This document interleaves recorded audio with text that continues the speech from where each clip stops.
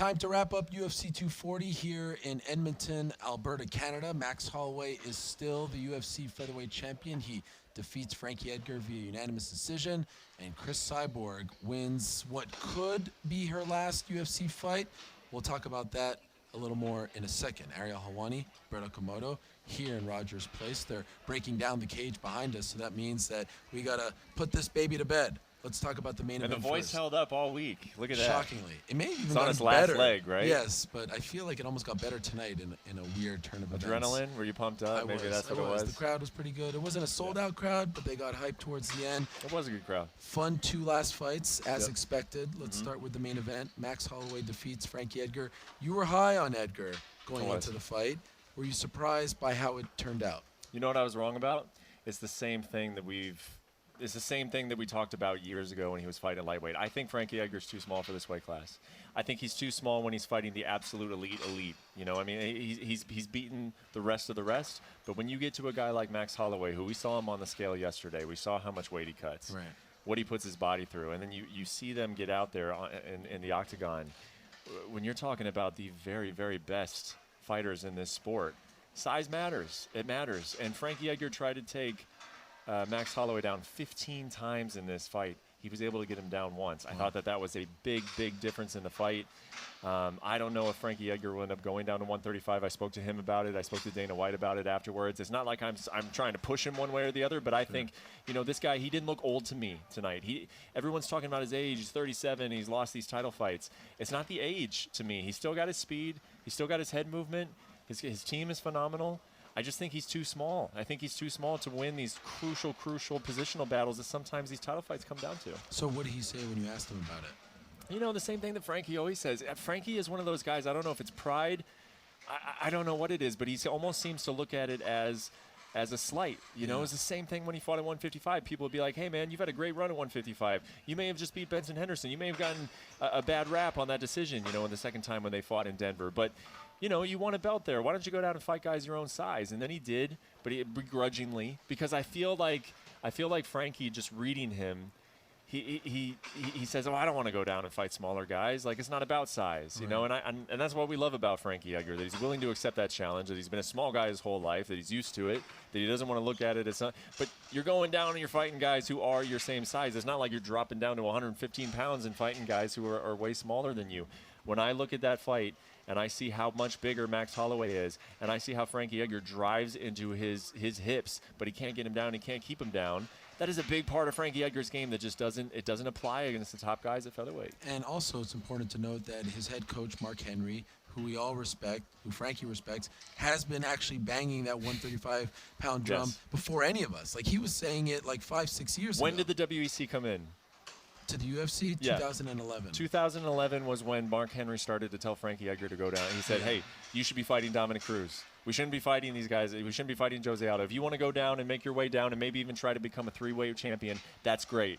But your weight class is 135, and here we are 8 years later. It still hasn't happened. Yeah. By the way, did you give him any round?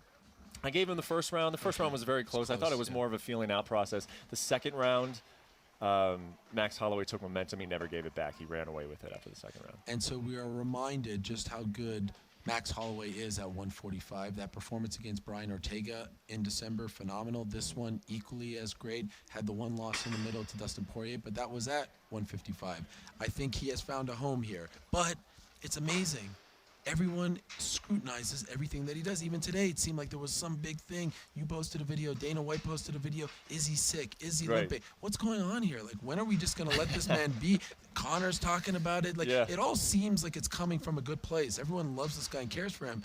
But it seems like he can't do anything without us trying to decipher if he's healthy or not. Well, I think there's two things to it. One is he has just a tremendous amount of swag. And so when he walked in, it looked like a limp to the untrained eye. I didn't even notice it at first. When I posted the video of him walking in, I didn't see anything of it. And then I saw all the comments of, is he limping? And I was like, yeah, kind of looks like he's limping, but it also kind of looks like he's just walking in like he's going to win a title fight. You know, so that's how I read that. But I also think that the concerns over over Max Holloway is because they come from a good place. Right. There are a lot of people out there that really care about him. He's a great guy. He's a great ambassador for the sport. Obviously, he's a great fighter, top 5, top 10, wherever you have him in the pound-for-pound list. And he went through something very serious last year. It was nothing to just write off and forget about. I think he has moved on past that. Certainly in his own mind, he has moved on past that. But sure, those things continue to follow him. And you know what?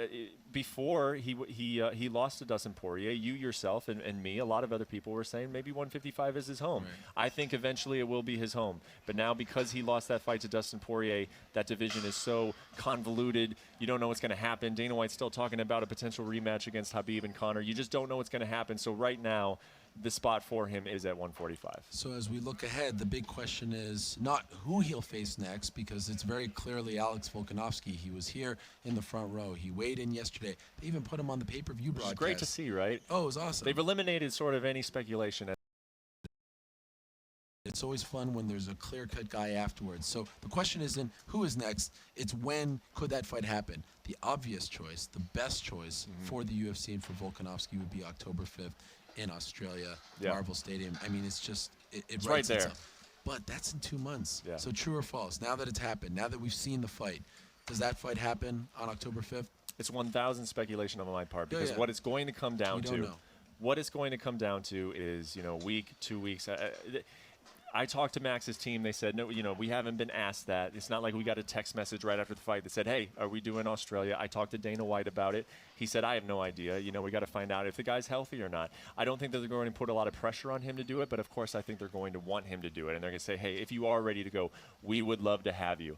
I think that it's all going to come down to, and this is one great thing about Max Holloway and the team that he has around him. He has such a strong group of people around them. They all do their roles. You mentioned earlier this week, you never hear from them. Right. You never hear from any of them because they're not out there. They're not trying to make names for themselves. They're not trying to grab the spotlight. They are there for Max. They know what the roles are. They want to take certain stretches away from him. They're going to sit down as a team and decide, hey, is it smart for us to take 4 title fights in a span of 11 months? And I don't know what the answer to that is going to be. If I had to guess, just complete guess, I don't think we'll see it. I don't think he'll be there. It seems just a little too soon. It's a little too soon. Like 1 more month would have been perfect. 2 months after he just fought in April. And also, Max would really love to fight in Vegas. So I think if he can say, you know what, give me a couple extra months. I've wanted to fight in Vegas. I missed out on the opportunity to fight Brian Ortega there. I can see that coming into play as well. All right, so we'll see how that pans out. Now let's talk about the co-main event. One of those rare fights where very clearly both people's stock went up, I think, and also maybe the closest 30-27 fight of all time. Cris Cyborg wins 30-27, but like, I don't know. It was very clearly 30-27, but like every single moment of that fight was fascinating, enthralling, captivating. Yeah. And Felicia Spencer, I mean, who thought that she could take a punch like that? Oh my God, her chin was unbelievable. I feel like they both came across as winners after that fight was done. Am I crazy? No, you're not crazy at all. And it's not just the punches that she took. She took knees to the body. Yes. She and landed a bunch of elbows herself, like Superman lead elbows. Kicks to the legs. I mean, I will be honest. There was a big part of me throughout this whole week that I said Felicia Spencer is adorable. I love the fact how calm, cool, and collected she is. She's taking photos with people. She seemed genuinely like she was not stressing out. But I thought, man, when she makes that walk and she is standing out there and she's waiting for Cris Cyborg and that music comes on and Cris Cyborg walks out, I think that moment is going to be too big for her. And it just really wasn't. I mean, really from the opening bell, I thought that she looked comfortable in there. She took some big shots, but she responded to them well. I thought that there were a couple instances in the fight where she was caught up against the fence, and we've seen this story play out so many times where Cris has someone against the fence and they're just done. They cover up. They don't want to fight anymore. And Felicia found ways, you know, to hit her with just a little kick that would back her off a little bit, and then she could get out of there. I mean, it was a very, very intelligent, thoughtful. She was super aware in there. She just didn't have the offense. She didn't quite have the offense to slow Cyborg down. But she is a very talented individual, and she's another one that I spoke to about Dana White. What is the future of her? He's very excited about her because he said, look, I mean, she just went in there in a fight that, you know, you could make the argument she maybe wasn't ready for. Look how well she performed. Her future is very bright. Oh, my God. And this crowd was loving her, chanting her name, the Canadian crowd. It was a great scene. But in the end, Cris Cyborg won that fight fair and square. And she had all this pressure. She had the contract stuff, the drama with Dana. She went in there and performed, coming off her first knockout loss, her first loss in 13 years. Very impressive stuff from Cris Cyborg. And she is the master promoter. Immediately afterwards, what is she doing? She's wearing a T-shirt that says Cyborg Nunes 2. Yeah. But they have to come to terms. What's your gut? After talking to Dana backstage, after just surveying the landscape, I think you talked to Cris as well. What's your gut on how she's feeling about her future and how the UFC is feeling about continuing that relationship? I feel the same way that I felt, last month, today, when you and I talked about it on the pre-show. I think that that relationship has been on a path in which it's run its course for a long time. I just think that Cris Cyborg has a certain idea of who she should be fighting, how a division should be being built, and the UFC has a different plan. And when you're constantly just butting heads, and she has had some of the biggest fights that the UFC could put together for her, the Holly Holm fight, the Amanda Nunes fight. I just think that kind of the writing was already there on the wall that this was going to end. But the wrench in it is just how big is that Amanda Nunes fight. And I do think Amanda wants it. I think the UFC wants it, regardless of what Dana White says. And he says he doesn't think that Cris Cyborg wants it. I do think Cris Cyborg wants it. Everything that I've ever known about Cris Cyborg is that she's a competitor. We've seen her in Muay Thai fights where she's getting her butt handed to her and she continues to march forward. That is a competitive individual who cares about her legacy. She understands what that loss did to her legacy. I believe she wants it back.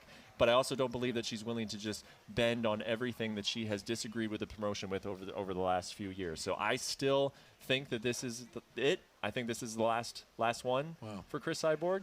But I would love your take on it because it is a fascinating topic. Yeah, I agree with you. The relationship is not a very healthy one. There's no doubt about that. You can't have this drama every time she fights. It's a big fight. I think it's the biggest fight for both of them. It's probably the fight that makes her the most amount of money next, but I have no doubt that she will have suitors from Bellator, from the PFL, from One Championship, from Ryzen, from boxing, from pro wrestling. This is going to be fascinating. This is going to be one of the most fascinating free agent processes. And by the way, I have a feeling she'll play out the exclusive negotiation period. She is going to take her time. And note that on the shirt, it said January. Didn't say December. So it's clear that she's 2020. Yeah, it's clear that she's going to wait for that whole process to play out. We'll see, in fact, if she does resign. One last thing before we go, some nice performances out of Jeff Neal. A great win over Nico Price. How about Jillian Robertson? How about Eric Koch? Bunch of nice wins tonight. Anyone that stood out that you want to talk about? Can we talk about the flyweights? Go real ahead. Quick, the go flyweights. ahead. Davison Figueiredo. I mean, first of all, I thought that was probably the fight of the night between him and Alexandre Pantoja. It was just a fun fight. It was one of those fights where, if anything ever gets criticized with the flyweights, it's that these guys don't hit hard, they don't stand in the pocket, they're running around the cage. They're not engaging with one another. Those two stood in the pocket and threw bombs. Figueiredo is one of the most entertaining flyweights. He was supposed to fight Joseph Benavidez earlier this year. I think he's right there in terms of a title shot.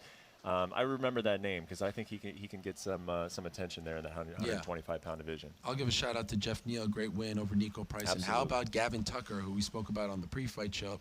Almost exactly 2 years ago in this building, his last fight was thoroughly dominated, right? In that fight against Rick Glenn, comes back 2 years later, gets a win in the same building. Pretty special stuff. And by the way, if you've never been to this building, go see an Oilers game here. It's phenomenal. A+. Top of the notch. I mean, look at our guy Charlie back there. He's loving it. He doesn't want to leave this place. Are you kidding me? It's unbelievable. They treat us like VIPs here. Only in Canada, my friends. Only in Canada. All right, we are done. Brett, Ariel, our whole crew here in Edmonton, thank you very much for watching our coverage all week long from the Great White North. We'll see you on Monday for the Helwani Show. Hello, everyone. It's Ariel Helwani. I just came here to thank you for watching our ESPN YouTube channel. It's the best. You know what else is the best? The ESPN app. You can get highlights, analysis, all that stuff and more. And if you want premium content and live streaming sports, there's only one place for all of that. It's ESPN Plus.